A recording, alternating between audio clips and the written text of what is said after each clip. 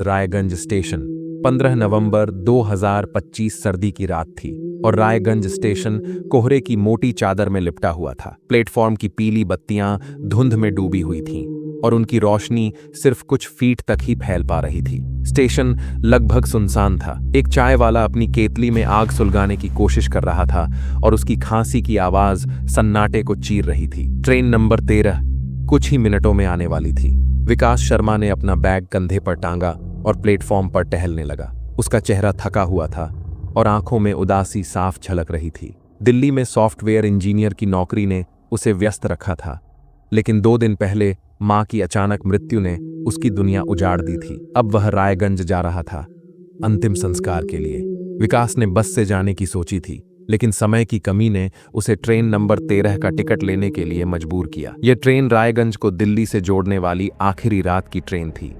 स्थानीय लोग इसे शापित रेल कहते थे। विकास को ये बातें बकवास लगती थीं। वह वैज्ञानिक सोच वाला इंसान था जो भूत प्रेत की कहानियों पर हंसता था, लेकिन आज उसका मन इतना भारी था कि वह इन अफवाहों पर ध्यान भी नहीं दे रहा था। प्लेटफॉर्म पर एक हॉर्न की आवाज गूंजी और ट्रेन नंबर 13 धीरे धीरे रुकी। विकास ने एक गहरी सांस ली और जनरल डिब्बे की सीढ़ियां चढ़ गया। डिब्बे में सन्नाटा था। सिर्फ 5-6 यात्री बिखरे हुए बैठे थे। विकास ने खिड़की के पास वाली सीट चुनी और अपना बैग नीचे रख दिया। पास की सीट पर एक लड़की बैठी थी जो अपने कैमरे की लेंस साफ कर रही थी। वह 25-26 साल की रही होगी, लंबे बाल और चेहरे पर हल्की मुस्कान। उसने विकास को देखा और बोली, रात को ये ट्रेन हिम्मत है। उसकी आवाज में मजाक था, लेकिन आंखों में उत्सुकता। विकास ने थकी हुई मुस्कान दी और बोला, मजबूरी है, सुबह की ट्रेन का टिकट नहीं मिला। आप यहाँ क्यों? लड़की ने खुद को प्रिया चौहान के रूप में पेश किया। वह एक फ्रीलांस फोटोग्राफर थी। मुझे जंगल की तस्वीरें लेना पसंद है। वहाँ का सन्नाटा, कोहरा, पुराने पेड़, सब कुछ जादुई लगता है।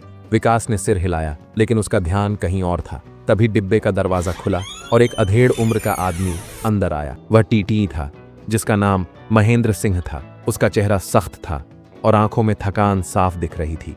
उसने पुरानी वर्दी पहनी थी जो जगह जगह से फीकी पड़ चुकी थी। टिकट, उसने बिना किसी भाव के कहा। विकास और प्रिया ने अपने टिकट दिखाए। महेंद्र ने टिकट चेक किए और बोला, खिड़कियां बंद रखना, जंगल में रात को ठंडी हवा चलती है। उसकी आवाज में एक अजीब सा दबाव था, जैसे वह कुछ छिपा रहा हो। ट्रेन ने रफ्तार पकड़ी। खिड़कियों से बाहर सिर्फ काला अंधेरा और कोहरे की मोटी परत दिख रही थी। विकास ने अपना फोन निकाला, लेकिन नेटवर्क गायब था। उसने प्रिया से पूछा, आपका फोन काम कर रहा है? प्रिया ने अपना फोन चेक किया और बोली, नहीं, शायद जंगल की वजह से। विकास ने फोन वापस जेब में रख लिया। रात के 11:15 पर जब ट्रेन जंगल के बीच से गुजर रही थी, डिब्बे की लाइटें हल्की हल्की टिमटिमाने लगी। विकास ने इसे पुरानी ट्रेन की खराब वायरिंग की वजह माना, लेकिन प्रिया ने फुसफुसाते हुए कहा, मुझे कुछ अजीब लग रहा है। उसने अपनी कैमरा उठाई और डिब्बे की एक तस्वीर खींची, शायद माहौल को कैद करने के लिए। विकास ने डिब्बे में नजर दौड़ाई। एक कोने में एक अधेड़ उम्र का यात्री बैठा था, जिसे वह पहले नहीं देख पाया था। वह सिर झुकाए एक पुरानी किताब पढ़ रहा था। उसने साधारण कपड़े पहने थे, कुर्ता और पायजामा, लेकिन उसका चेहरा अजीब तरह से शांत था। विकास को लगा कि वह उसे घूर रहा है, लेकिन जब उसने दोबारा देखा तो यात्री किताब में खोया हुआ था। तभी विकास को अपने कानों में एक हल्की सी फुसफुसाहट सुनाई दी। यह इतनी धीमी थी कि वह समझ नहीं पाया कि यह कोई शब्द है या सिर्फ हवा की आवाज। उसने प्रिया की ओर देखा, जो अब हेडफोन्स लगाकर अपनी तस्वीरें चेक कर रही थी। क्या तुमने कुछ सुना? विकास ने पूछा। प्रिया ने हेडफोन्स हटाए और बोली, नहीं, क्या हुआ? विकास ने कुछ नहीं कहा, लेकिन उसका दिल तेजी से धड़कने लगा। कुछ देर बाद प्रिया ने अपनी कैमरा की स्क्रीन पर कुछ देखा और उसका चेहरा सफेद पड़ गया। विकास, ये देखो, उसने कांपते हुए कहा। विकास ने स्क्रीन की ओर देखा। तस्वीर में डिब्बे की खाली सीटें थीं, लेकिन एक सीट पर एक धुंधली आकृति दिख रही थी, एक औरत की, जिसके बाल लंबे थे और चेहरा धुंधला। यह आकृति इतनी हल्की थी कि उसे रिफ्लेक्शन समझा जा सकता था, लेकिन उसका आकार स्पष्ट रूप से मानवीय था। ये क्या है? प्रिया ने घबराते हुए पूछा। विकास ने तस्वीर को झूम किया, लेकिन कुछ समझ नहीं आया। शायद लाइट का रिफ्लेक्शन है, उसने कहा, लेकिन उसने डिब्बे में दोबारा नजर दौड़ाई। अजनबी यात्री अब भी किताब पढ़ रहा था और बाकी यात्री अपनी जगह पर थे। विकास और प्रिया ने महेंद्र को बुलाया। वह डिब्बे के दरवाजे से धीरे धीरे आया, जैसे उसे बुलाने में कोई जल्दी न हो। प्रिया ने उसे तस्वीर दिखाई। महेंद्र ने तस्वीर देखी और उसका चेहरा सख्त हो गया। मैंने तुमसे कहा था खिड़कियां बंद रखो, ये ट्रेन ठीक नहीं है। क्या मतलब? आप कुछ जानते हैं, बताइए। महेंद्र ने आसपास देखा जैसे कोई सुन न रहा हो। फिर वह धीमी आवाज में बोला, मैं 30 साल से रेलवे में हूँ। ये ट्रेन 13 पहले रेगुलर पैसेंजर ट्रेन थी, लेकिन 20 साल पहले एक रात एक औरत इस ट्रेन में चढ़ी थी। उसका नाम राधा था। वो अपने बच्चे को लेकर कहीं जा रही थी। जंगल में ट्रेन रुकी और वो गायब हो गई, उसका बच्चा भी। कोई नहीं जानता क्या हुआ। उसके बाद से लोग कहते हैं कि राधा इस ट्रेन में भटकती है। विकास ने हंसते हुए कहा, ये तो बस कहानियां हैं, कोई सबूत है? महेंद्र ने गंभीर स्वर में जवाब दिया, तुमने तस्वीर देखी, अब तुम उसका ध्यान खींच चुके हो। विकास और प्रिया के कैमरे की स्क्रीन को घूर रहे थे। तस्वीर में दिख रही धुंधली आकृति, लंबे बालों वाली औरत जिसका चेहरा धुंधला था, उनके दिमाग में हलचल मचा रही थी। विकास ने खुद को तर्क संगत रखने की कोशिश की।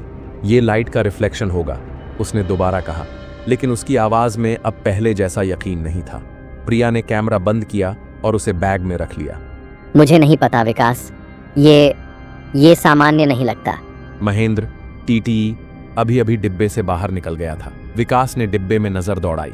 अजानबी यात्री जो कोने में किताब पढ़ रहा था, अब किताब बंद कर चुका था। उसकी आंखें विकास की ओर थीं और होंठों पर हल्की सी मुस्कान थी। ये मुस्कान इतनी ठंडी थी कि विकास के रोंगटे खड़े हो गए। उसने प्रिया की ओर देखा जो अब अपनी सीट पर सिकुड़कर बैठी थी। वो हमें क्यों घूर रहा है?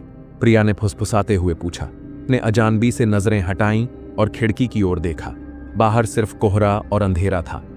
खिड़की के शीशे पर उसका अपना प्रतिबिंब दिख रहा था, लेकिन एक पल के लिए उसे लगा कि शीशे में कोई और भी है, एक धुंधली आकृति जो तुरंत गायब हो गई। उसने पलकें झपकाईं और खुद को समझाया कि यह थकान की वजह से है। रात के 12:15 पर ट्रेन की रफ्तार धीमी होने लगी। विकास ने घड़ी देखी और प्रिया से कहा, शायद कोई स्टेशन आने वाला है। लेकिन प्रिया ने खिड़की से बाहर देखा और बोली, यहाँ तो सिर्फ जंगल है, कोई स्टेशन नहीं। उसकी आवाज में घबराहट थी। ट्रेन पूरी तरह रुक गई। इंजन की भाप की आवाज बंद हो चुकी थी और अब सिर्फ सन्नाटा था। डिब्बे की लाइटें फिर से टिमटिमाने लगीं और एक ठंडी हवा डिब्बे में फैल गई, जैसे कोई खिड़की खुल गई हो। विकास ने अपनी खिड़की चेक की, वह बंद थी। उसने प्रिया की ओर देखा। तुमने खिड़की खोली? उसने पूछा। प्रिया ने सिर हिलाया। नहीं, मैंने तो छुआ भी नहीं। तभी विकास को फिर से वही फुसफुसाहट सुनाई दी। इस बार यह थोड़ी साफ थी, जैसे कोई दूर से बुदबुदा रहा हो। वह समझ नहीं पाया कि यह क्या है, लेकिन शब्दों में एक अजीब सी उदासी थी। क्या तुमने सुना? विकास ने प्रिया से पूछा। प्रिया ने डर से उसकी ओर देखा और बोली, हाँ, ये क्या था? उसने अपनी सीट से उठने की कोशिश की, लेकिन तभी डिब्बे के दरवाजे की ओर से कदमों की आहट सुनाई दी। विकास और प्रिया ने एक दूसरे का हाथ पकड़ लिया। आहट करीब आ रही थी। विकास ने हिम्मत जुटाकर टॉर्च ऑन की, लेकिन बैटरी खत्म हो चुकी थी। उसने प्रिया से कहा, शांत रहो, शायद कोई दूसरा यात्री है। लेकिन डिब्बे में बाकी यात्री अपनी जगह पर थे और अजानबी यात्री अब भी कोने में बैठा था, बिना कोई हलचल किए। आहट अचानक रुक गई और एक पल के लिए सन्नाटा इतना गहरा हो गया कि विकास को अपनी सांसों की आवाज सुनाई देने लगी। अजानबी यात्री का व्यवहार प्रिया ने फुसफुसाते हुए कहा, वो आदमी वो कुछ जानता है। विकास ने अजनबी की ओर देखा। वह अब किताब खोलकर फिर से पढ़ने लगा था, लेकिन उसकी उंगलियां पन्ने नहीं पलट रही थीं। विकास ने हिम्मत जुटाई और उससे पूछा, महाशय, क्या आपने कुछ सुना? अजनबी ने धीरे से सिर उठाया। उसकी आंखें गहरी थीं और चेहरा भावहीन। सुना? उसने दोहराया, जैसे सवाल का मजाक उड़ा रहा हो। तुमने उसे देख लिया है ना? उसकी आवाज इतनी ठंडी थी कि विकास का दिल धक से रह गया। किसे? उसने पूछा।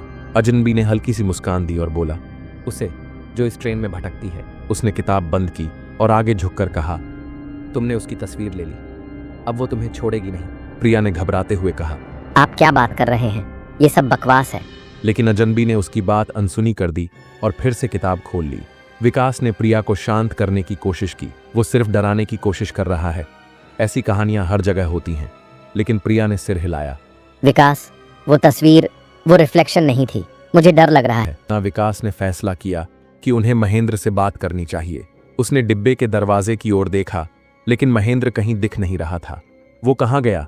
उसने प्रिया से पूछा। शायद अगले डिब्बे में गया होगा। विकास ने उठकर डिब्बे के दरवाजे की ओर जाने का फैसला किया। वह दरवाजे तक पहुंचा, लेकिन बाहर गलियारे में सिर्फ अंधेरा था।